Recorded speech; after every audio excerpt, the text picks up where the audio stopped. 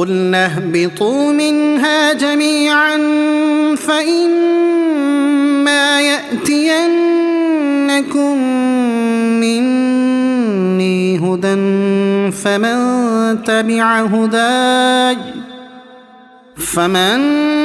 تَبِعَ هُدَايَ فَلَا خَوْفٌ عَلَيْهِمْ وَلَا هُمْ يَحْزَنُونَ